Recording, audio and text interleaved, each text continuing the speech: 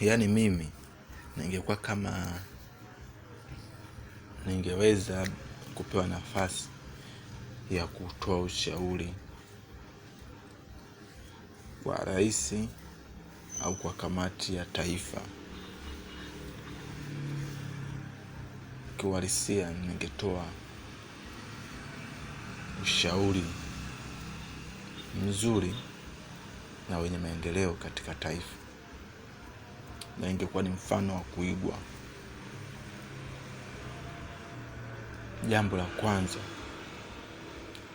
ningehitaji kurudisha elimu, kurudisha heshima, kurudisha thamani ya fedha ya taifa letu la Tanzania. Ningerudisha heshima, ningerudisha thamani ya kila mwananchi, lakini pia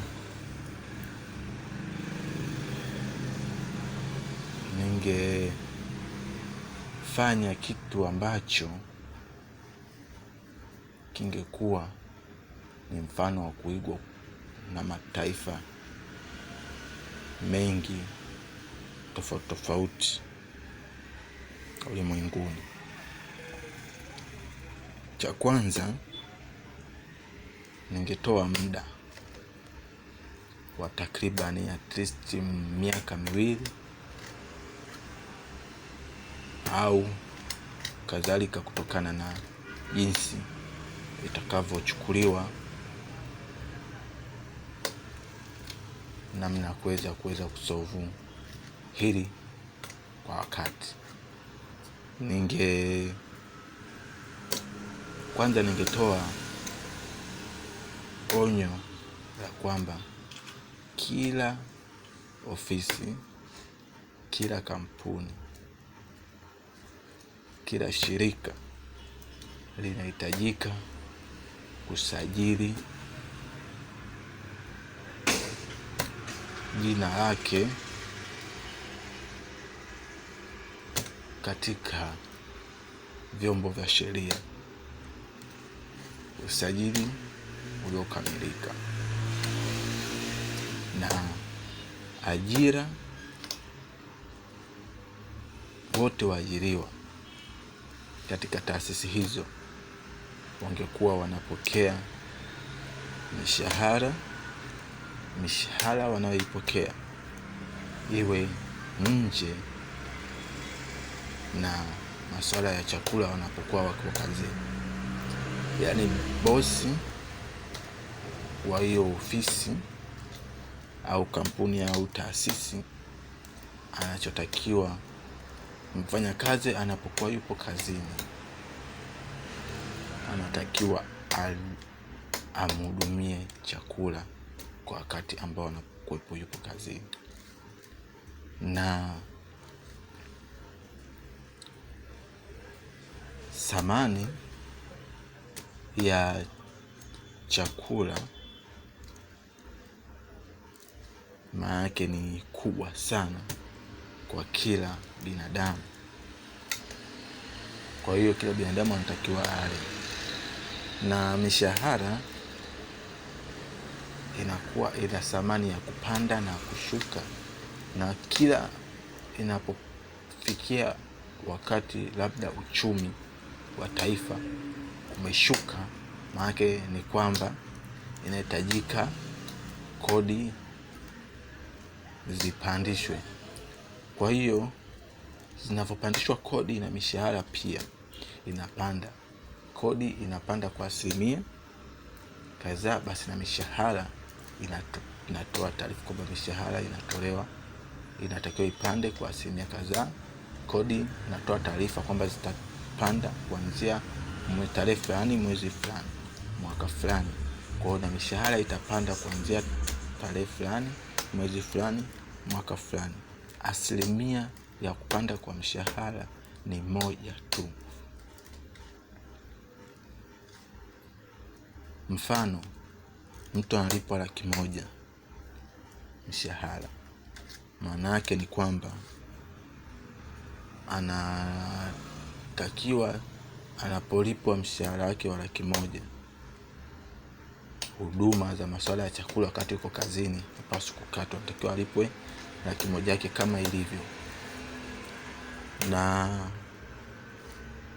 inapotokea imepanda thamani, inapotokea kwamba inahitajika mishahara iongezeke, kwa maana tozo zimeongezeka za taifa, inatakiwa kifanyike kitu ya kwamba kama ni 100,000 na niliu mshahara unapanda kwa 10%. Kama ulikuwa unapokea 100,000, maana yake utapokea 10% kwenye 100,000 ni 10,000 ya. Kwa hiyo maana yake utapokea 100,000 kama na tufanye 20%, 120,000 weka 20%, maana kitu 120,000.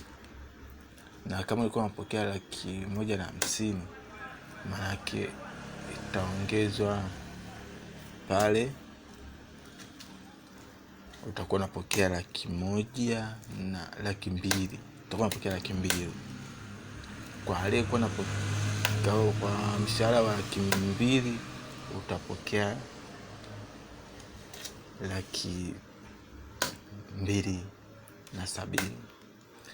Kwa ambaye mshahara wako ulikuwa ni 300,000, basi utapokea 400,000. Na inapotokea kodi imeshuka, maana yake kwamba mishahara nayo inarudi pale pale awali, kwa inashuka tena na kuwa ulikuwa unapokea 100,000 utapokea ile 100,000, ulikuwa unapokea 200,000 utapokea ile 200,000, ulikuwa unapokea 150,000 utapokea ile 150,000, ulikuwa unapokea 300,000 utapokea 300,000 ile.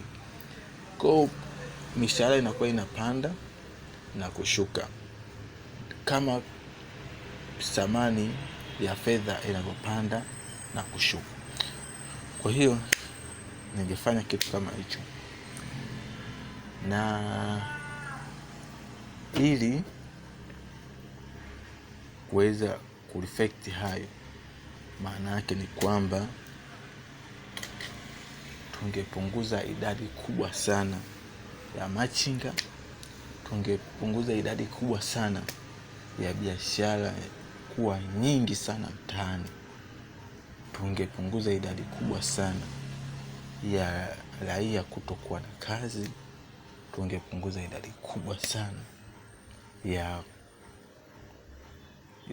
sana ya hasara ya mapato ya taifa, kwa sababu akaunti za benki ndio zilikuwa zinapokea malipo mengi wafanya kwa lipa, na tozo na sheria kali zingekuwepo. Ni vitu vingi sana ninavyo vya kusema, na vinakuwa ni na kila kitu kina solve yake, kina solving yake, sio kwamba vitasema tu bila kusolve, kwa sababu kwa bosi ambaye labda unakuta una kampuni kubwa, unafanya kazi zaidi ya 20, unaweza ukafungua, mke wako akafungua hoteli pale nje ya ofisi, akawa anauza pale, anapika kwa order. Kwa hiyo yeye anakuwa anapokea yani anapokea pesa ya chakula mwisho wa mwezi, ambapo analipwa na mume wake, inaingia pesa na kampuni au shirika au taasisi fulani kutokana na wafanyakazi wake walipokuwa wanaenda kula pale. Maana yake pale kwa vinapikwa kwa order. Kwa hivyo na hata biashara nyingi zilikuwa zinafanyika very simple sana. Kikubwa tu kila kitu kiwe na msimamo mzuri. Kwa hili hata rais kama mama yetu Samia angeligundua hili na angeweza kulisimamia vizuri, hakika na angelianza mapema na 2000 watu raia wangemkubali tu, hizi shida zote na changamoto zote zingeisha, na sijui ma pressure nini yote yangekuja baadaye, yangetoweka, kwa sababu raia, mwananchi, binadamu kaumbwa na kupenda mazuri anapoona, lakini sio mabaya. Kwa hiyo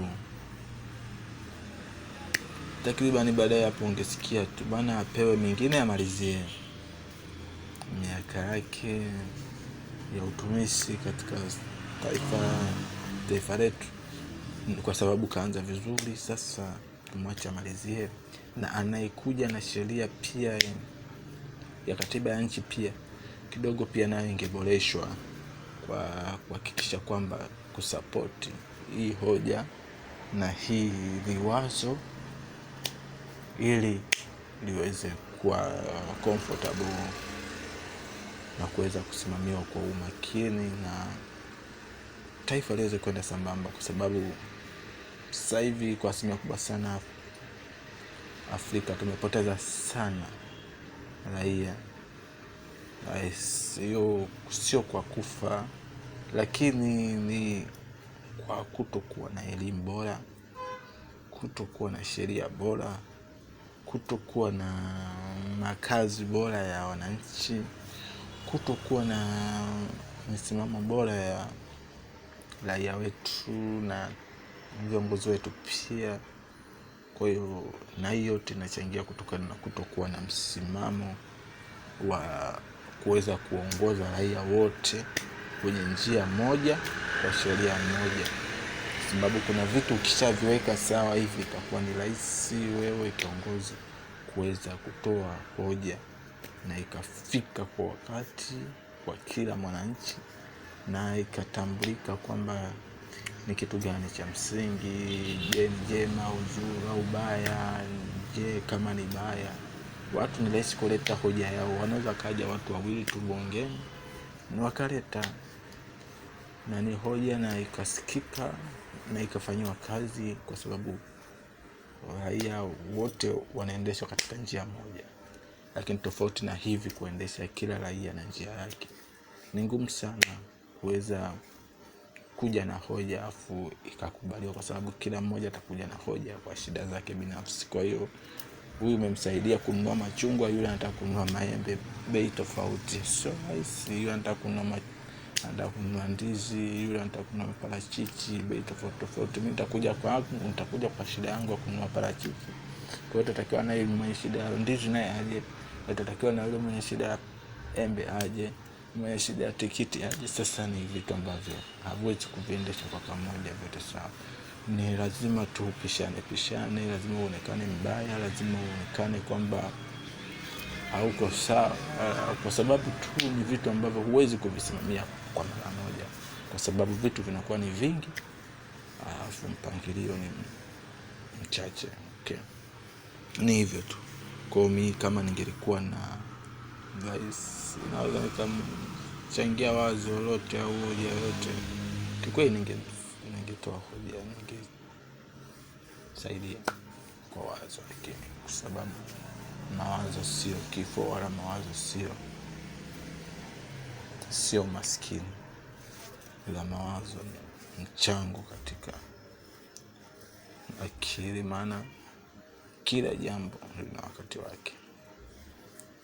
Mwenyezi Mungu aendelee kutushika, aendelee kutusupport na kutusaidia. Naamini siku moja Mwenyezi Mungu atakomboa taifa, kwa sababu kama ameweza kuonyesha kwamba kutakuwa na machafuko, kutakuwa na nini, yote ni kwa ajili ya kuhakikisha kuirudisha dunia katika usawa.